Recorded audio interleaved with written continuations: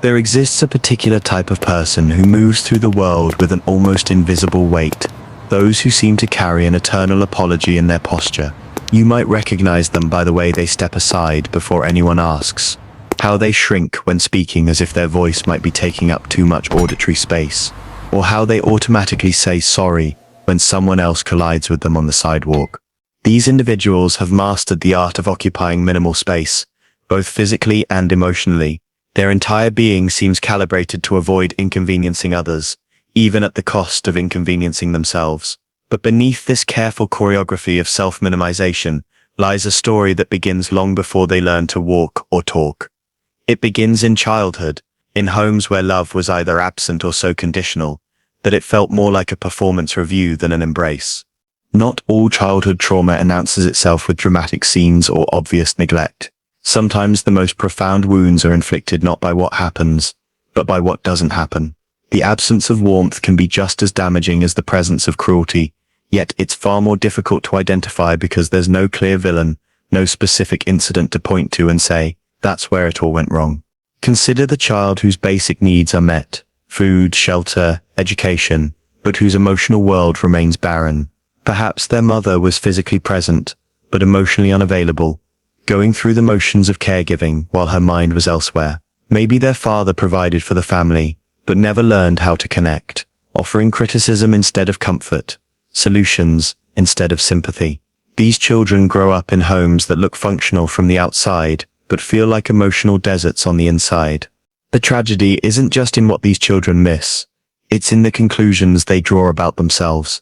When a child's natural bids for affection, attention, and emotional attunement are met with indifference or impatience, their developing brain doesn't think, my parents are emotionally unavailable. Instead, it thinks, I must not be worth loving. This internalized belief becomes the foundation upon which they build their entire sense of self. Modern neuroscience has revealed something remarkable about the developing brain. It literally shapes itself based on early emotional experiences.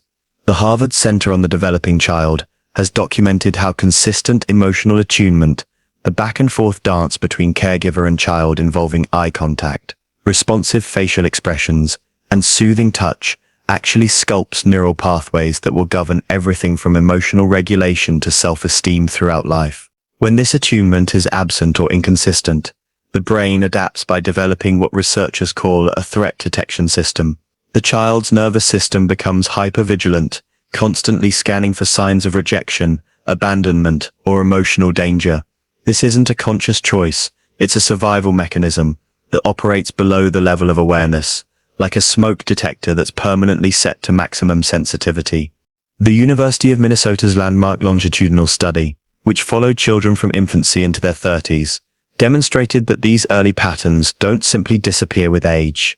Adults who experienced emotional deprivation as children showed distinct differences in brain activity, particularly in regions responsible for emotional regulation and social bonding. Their brains had essentially been trained to expect rejection and to interpret neutral signals as threatening. Children who grow up emotionally neglected become extraordinarily skilled at reading micro-expressions, voice tones, and body language. They develop an almost supernatural ability to sense when someone's mood shifts, when tension enters a room, or when they've somehow disappointed another person. This hypervigilance serves a crucial purpose in childhood. It helps them navigate an unpredictable emotional landscape by staying one step ahead of potential rejection. But this same radar system that protected them as children becomes a burden in adulthood. A friend's brief okay response to a text message gets interpreted as anger. A romantic partner's quietness after work triggers fears of abandonment. A colleague's neutral expression during a meeting feels like disapproval. Their threat detection system, calibrated for a childhood that was emotionally unsafe, continues to sound alarms even when the current environment poses no actual danger. This creates an exhausting cycle. They anticipate rejection, behave defensively, or withdraw to protect themselves, which then creates actual distance in their relationships, confirming their original fear that they're not worth loving. It's a self-fulfilling prophecy that keeps them trapped in patterns of loneliness and disconnection. One of the most poignant ironies is that those who received the least love as children often become the most generous lovers as adults. Having experienced the pain of emotional emptiness, they develop an acute sensitivity to others' suffering, and an almost compulsive need to prevent anyone else from feeling unloved. They become the friends who remember birthdays, the partners who anticipate needs before they're expressed, the colleagues who stay late to help with projects that aren't their responsibility. This hypervigilance to others' emotional needs makes them incredibly empathetic and nurturing, but it comes at a significant cost. They give so much of themselves to others that they often have nothing left for their own emotional well-being. They become experts at loving others while remaining strangers to self-compassion. Their generosity isn't purely altruistic, it's also strategic. On some level, they believe that if they can just love others perfectly enough, consistently enough, generously enough, they might finally earn the love they've always craved. It's an unconscious trade.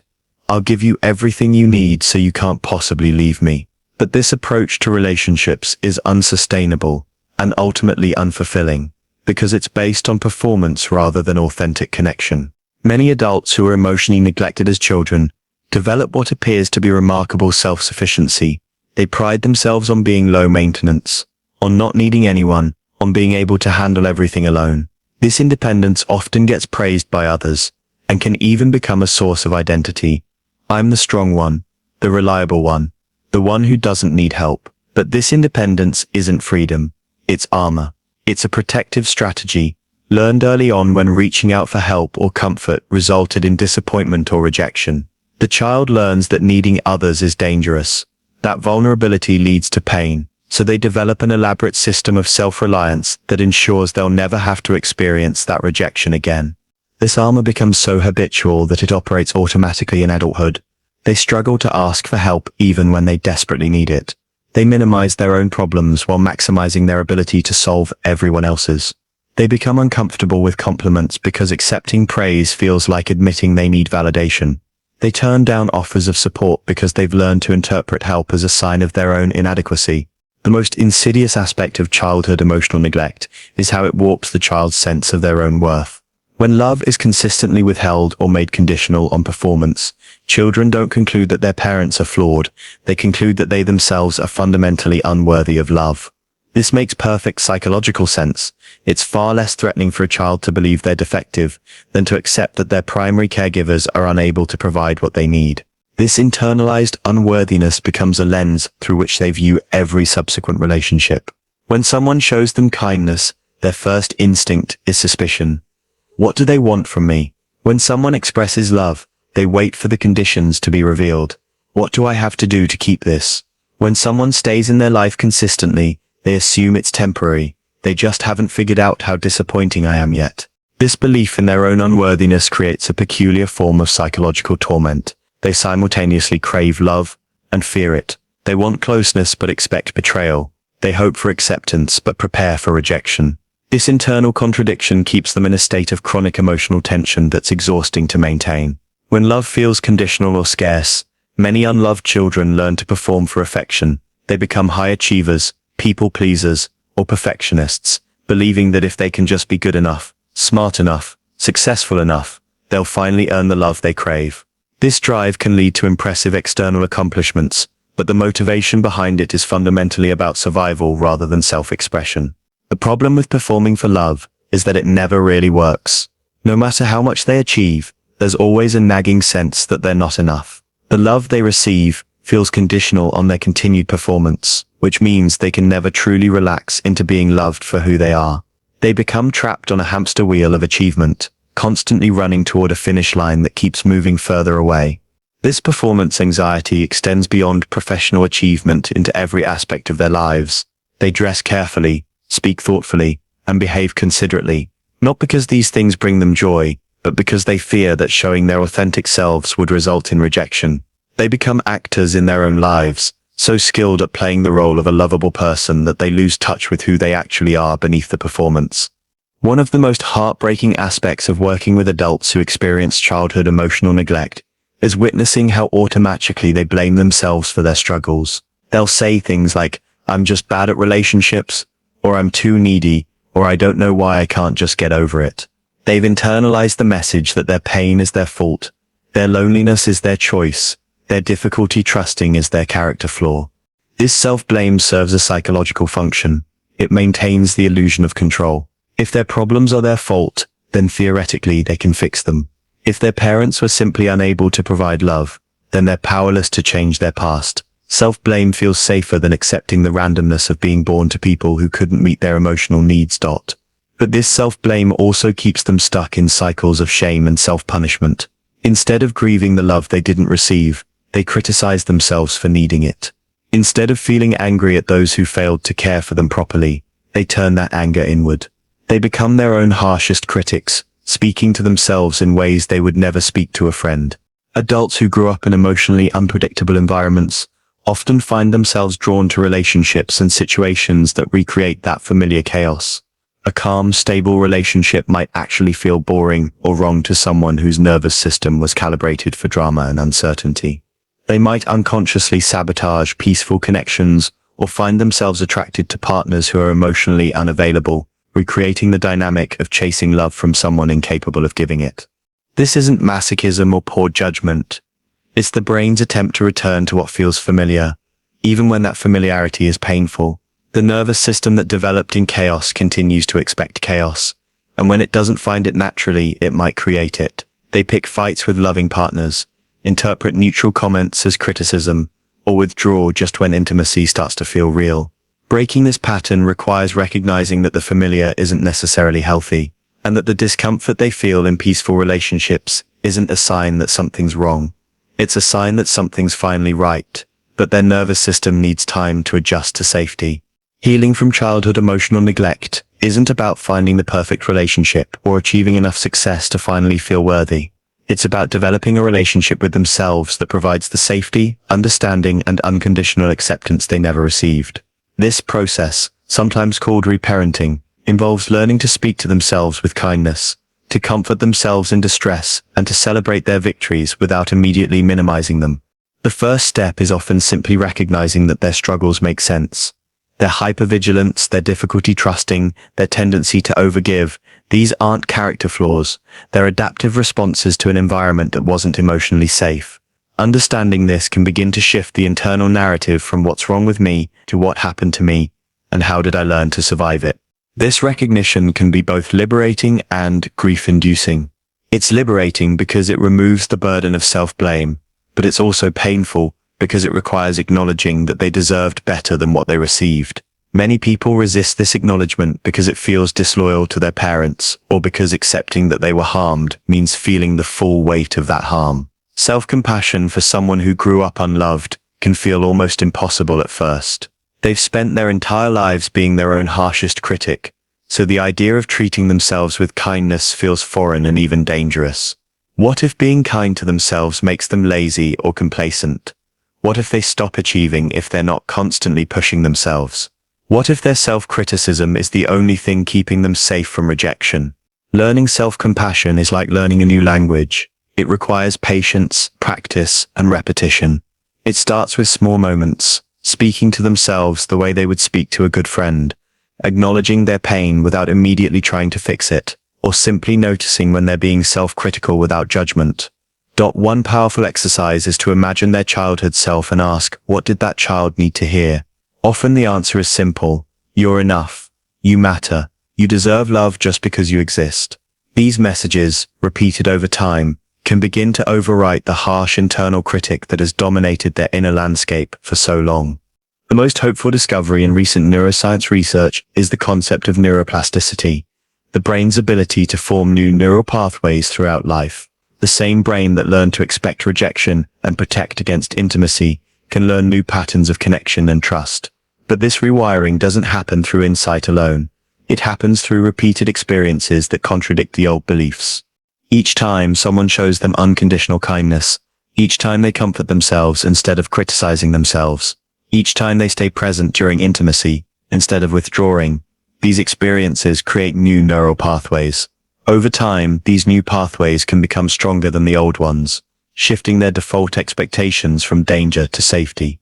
This process, called earned security in attachment research, shows that people can develop secure attachment styles in adulthood, even if they didn't have them in childhood.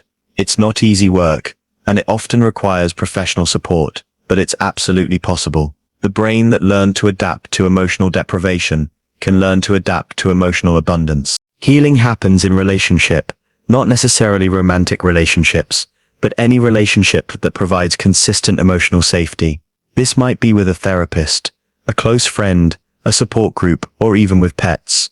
What matters is that these relationships offer something the person never experienced in childhood: unconditional acceptance, predictable availability, and patience with their emotional needs. For many people, therapy becomes the first relationship in which they can explore their deepest fears without judgment. The therapeutic relationship provides a laboratory for experimenting with vulnerability, trust, and intimacy in a controlled environment. They can practice asking for what they need, expressing their feelings directly, and receiving support without having to earn it. But healing relationships can exist outside of therapy as well. Any relationship that allows them to be themselves without performance, that remains stable even when they're struggling, that responds to their needs with care rather than criticism. These relationships become corrective experiences that slowly teach their nervous system that love can be safe. One of the most challenging aspects of healing is learning to feel their emotions fully instead of immediately trying to fix, minimize, or escape them. People who grew up emotionally neglected often became experts at numbing their feelings because feeling them was too painful and because no one was available to help them process those feelings safely. Learning to feel means developing what therapists call distress tolerance, the ability to sit with uncomfortable emotions without immediately acting to make them go away. This is terrifying for someone whose emotional experience was invalidated or ignored in childhood. Their fear is that if they start feeling, they'll be overwhelmed, and no one will be there to help them. But learning to feel is essential to healing, because it's only by fully experiencing their grief that they can move through it. They need to mourn the love they didn't receive, the childhood they didn't have, the years they spent believing they were unworthy. This grief is not self-pity. It's a healthy response to real loss. As healing progresses, many people find that their entire life story begins to shift. Instead of seeing themselves as fundamentally flawed people who somehow provoked rejection, they begin to see themselves as resilient survivors who adapted brilliantly to a difficult situation. Their hypervigilance becomes evidence of their intelligence. Their sensitivity becomes evidence of their capacity for deep connection. Their independence becomes evidence of their strength. This shift in perspective doesn't minimize their pain or excuse those who hurt them, but it does restore their sense of agency and dignity. They begin to understand that their struggles weren't evidence of their inadequacy, they were evidence of their humanity trying to survive in conditions that weren't designed for thriving. As people heal from childhood emotional neglect, the changes ripple out into every area of their lives. They start setting boundaries that protect their energy instead of giving endlessly to others. They begin choosing relationships based on mutual respect and genuine connection, rather than their ability to earn love through performance. They start making decisions based on what truly serves them, rather than what they think will make others approve of them. Perhaps most importantly, they begin to break the cycle. If they have children, they're able to provide the emotional attunement they never received. If they don't have children, they often find themselves naturally mentoring younger people, or creating communities where others can experience the acceptance they once craved. Healing from childhood emotional neglect is not a linear process.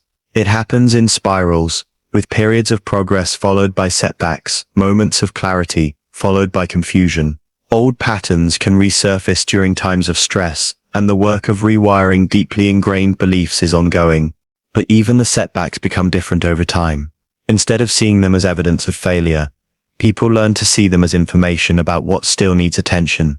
They develop what psychologists call self-efficacy, the belief that they can handle whatever emotional challenges arise. The goal isn't to become someone who never feels triggered or never struggles with relationships. The goal is to become someone who can be triggered without being overwhelmed, who can struggle without losing hope, who can ask for help without shame. It's about developing a relationship with themselves that's stable enough to weather the inevitable storms of human existence. There's something profound that often emerges from the healing journey of those who grew up unloved. An extraordinary capacity for compassion and wisdom.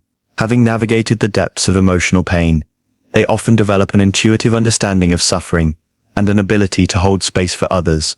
That's rare and precious. Many become healers themselves. Therapists, teachers, writers, artists who create work that speaks to the wounded child in others. They understand viscerally that everyone is carrying invisible burdens, that behind every defensive behavior is usually a scared child trying to stay safe. This understanding makes them powerful agents of healing in a world that desperately needs more compassion. The most beautiful truth about healing from childhood emotional neglect is that it opens up the possibility of experiencing love in ways they never thought possible. When they stop performing for love and start receiving it as their birthright, relationships become playgrounds for joy rather than arenas for anxiety. When they stop scanning for rejection and start noticing acceptance, the world becomes a safer place. They begin to attract different kinds of people.